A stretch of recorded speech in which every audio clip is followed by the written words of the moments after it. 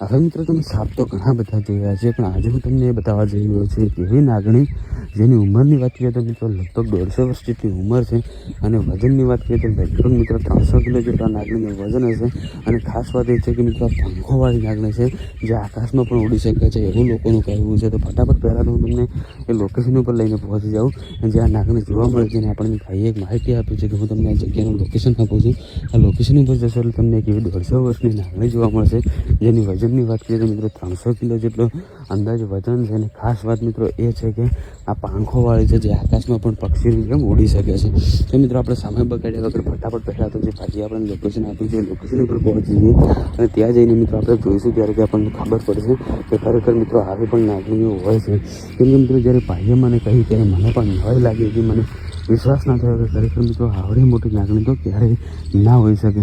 ત્યારે ભાઈએ આપણને એક ફોટો મોકલ્યો હતો અને લોકેશન આપ્યું હતું. ખરેખર મિત્રો જ્યારે ભાઈએ મને ફોટો મોકલ્યો ત્યારે હું પણ ચોંકી ગયો, મને નવાઈ લાગી કે ખરેખર આવડી મોટીને આટલી કરડી નાગણી કેવી રીતે હોઈ શકે.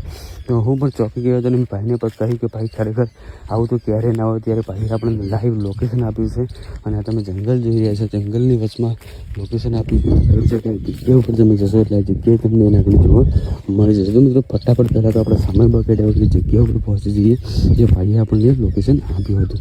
તો સમય બગાડ્યા વગર મિત્રો આપણે ફટાફટ પહેલાં તો એ લોકેશન ઉપર પહોંચીએ અને લોકેશન ઉપર પહોંચીને હું તમને બતાવું કે ખરેખર મિત્રો આ જંગલમાં આવી પણ નાગણી હોય છે. કેમ કે મિત્રો જ્યારે ભાઈએ મને કહી ત્યારે મને પણ નવાઈ લાગી હતી, તમને પણ એમ લાગતું છે કે આ ભાઈ ખોટું બોલે છે.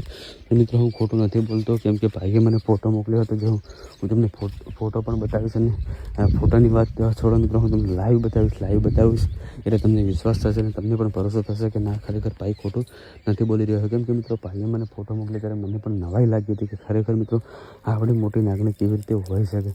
કેમ કે મિત્રો મેં તો મારા જીવનમાં આવી નાગણી ક્યારેય નથી જોઈ અને તમે પણ નહીં જોઈ.